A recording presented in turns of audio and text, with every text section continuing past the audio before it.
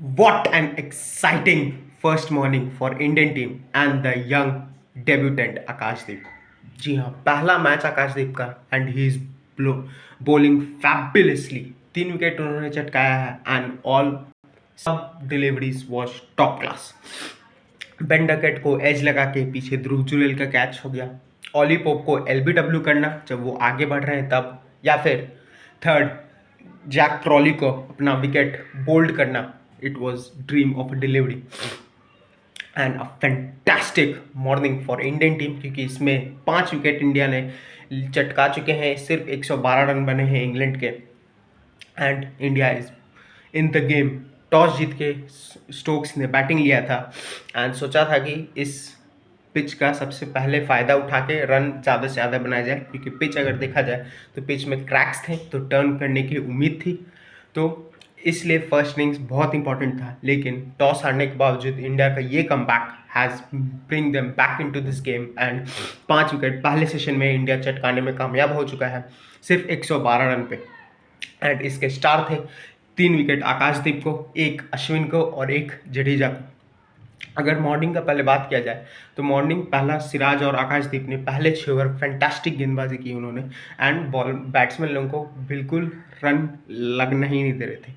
उसी के बीच में एक एल बोल्ड कार्ट व्हीलिंग करते हुए विकेट जा रहा था जैक क्रॉली का, जिसमें आकाशदीप ने वो क्या डिलीवरी डाली थी, dream delivery of any fast bowler की, विकेट कार्ट व्हीलिंग करते हुए जा रहा हूँ। लेकिन लक उनके साथ नहीं था, आप बोल सकते हैं, क्योंकि वो बॉल एलबीडब्ल्यू हो गया, जैक क्रॉली बच गया। लेकिन उस लड़के ने हार नहीं मानी, ही कंटिन्यू बॉलिंग हार्ड और उसके बाद 6ठे ओवर तक 18 रन, लेकिन 7वें ओवर में सिराज को जैक क्रॉली ने टेक ऑन किया और 19 रन उनके 1 ओवर में बना दिए। ऐसा लग ही रहा था कि अब इंग्लैंड वापस प्रेशर डालेगी इंडियन टीम पे, लेकिन आकाशदीप ने बोला नहीं, जब तक मैं हूँ आप कुछ नहीं कर सकते and he proved himself. Ben Duckett को अगले ही ओवर में कैच आउट करवा दिया, ध्रुव जुरेल ने कैच ले लिया।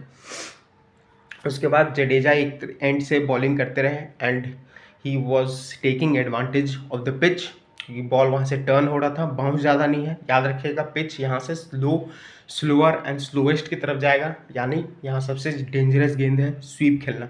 और इसी के चक्कर में एक बार स्वीप खेलते हुए बेन डकेट बचे भी थे, क्योंकि अंपायर्स कॉल हो गया था, लेकिन सेम चीज़ जॉनी बेस्टो के खिलाफ चला गया एंड अश्विन को वो अपना विकेट थमा बैठे। लेकिन हम बात कर रहे थे आकाशदीप का, तो पहले बेन डकेट को कैच आउट, वो आउट हुए। उसी ओवर में एक और एलबीडब्ल्यू अपील अंपायर ने नहीं दिया, लेकिन रिव्यू लेने के बाद पता चला ऑली पोप भी आउट थे। वो आगे बढ़ के खेलने की कोशिश करते but nib back in and wicket में लग रहा था हिटिंग था and India got its wicket. लेकिन एक्साइटमेंट इतना ज़्यादा था कि अगले ओवर में, अगले बॉल में ही रूट को भी पहले गेंद पे लगा, सेम तरह का अपील था। अंपायर ने फिर नॉट आउट दिया एंड उसी एक्साइटेड में रिव्यू लिया गया तो पता चला कि हल्का सा बाहर लगा, तो यहाँ पे इंडिया ने अपना पहला रिव्यू भी लॉस्ट कर लिया। फिर सिलसिला वही कंटिन्यू रहा। Akashdeep was bowling great, Jack Crawley attack करने के मूड में थे, क्योंकि वो अगर डिफेंड कर रहे थे तो उनसे बॉल मिस हो रहा था या बॉल नीचे या ऊपर, तो 2 पेस विकेट भी है तो जो बैट्समैन को परेशान करता है, तो वो अटैक करने के मूड में he was going well. But एक फिर से निप बैक इन, एक और बोल्ड जो कार्ट व्हीलिंग मिस हो गया था, तो अभी बेल्स लेके चल गया and Zak Crawley was dismissed. इसके बाद एक पार्टनरशिप लगती है जो रूट और जॉनी बेस्टो की, इन दोनों की पार्टनरशिप ठीक ठाक चलती है। जॉनी बेस्टो रन तेज़ गति से बना रहे थे जब तक वो सीधे बैट से खेल रहे थे।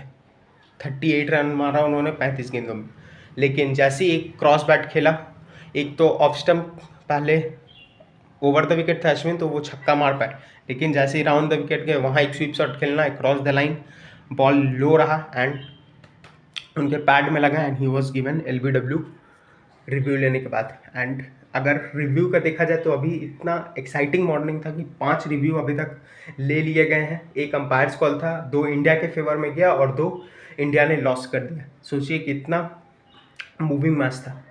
उसके बाद जडेजा का एक और पिच इतना लो रहा कि बॉल लाइन पे गिरा एंड सीधा स्टोक्स प्लम्प हो गए। तो पिच खतरनाक बिहेव करना ऑलरेडी चालू कर चुका है, स्पेशली सिंस ये स्लो और स्लोएस्ट की तरफ जाने की उम्मीद है। तो नए गेंद से जितना आप जल्दी विकेट ले पाएंगे उतना ज़्यादा बॉलर्स टीम के लिए अच्छा रहेगा। सेम इंडिया ने ये काम किया है। अब इंडिया को बैटिंग जब करने आएंगे तो इसका ध्यान रखना है कि वो ना हो, पहले इस सेशन में 5 विकेट और जो बचा उसको चटकाए एंड इंग्लैंड के पारी को समाप्त किया जाए, ताकि इंडिया डोमिनेट कर सके वापस इस टेस्ट को एंड गेम में 3-1 की सीरीज 3-1 से ये सीरीज़ लीड कर सके। यही होगा इंडिया का गोल। बट पहला सेशन इंडिया का नाम गया है England will try and push back more, क्योंकि उनका सबसे अभी महत्वपूर्ण प्लेयर जो रूट क्रीज पे मौजूद है and he is very important. India को सोचना होगा कि कैसे वो उनका विकेट लिया जाए, क्योंकि पहले मैचेस में तो वो रैश शॉट खेल के गए, लेकिन आज he is looking determined and he is playing technically a good cricket. Defend पे भरोसा कर रहे हैं। सो नीड टू थिंक कि कैसे जो रूट का आउट किया जाए। उसके बाद बेन फोक्स आएंगे, उसके बाद नीचे टेल भी है। तो India needs to be very कि उनको जल्द से जल्द रिस्ट्रिक्ट किया जाए, क्योंकि बॉल पिच हरकत करना स्टार्ट कर चुकी है and India need to make sure कि पहला इनिंग्स में ज़्यादा वो स्कोर ना बना पाए, स्पेशली 5 विकेट गिरने के बाद 112 पे। That's of the focus will be after lunch. Match start होने में 5-10 मिनट होगा, तो जाइए मैच देखिए and I will see you at T. देखते हैं इंडिया किस डोमिनेटिंग पोजीशन में रहती है या फिर इंग्लैंड बाउंस बैक करके काउंटर पंच मारने में कामयाब रहती है। तो सब चीज़ हम लोग डिस्कस करेंगे टी पे। मिलते हैं उस समय, तब तक इस वीडियो को लाइक कीजिएगा, subscribe to the channel and I will see you at tea. Thank you.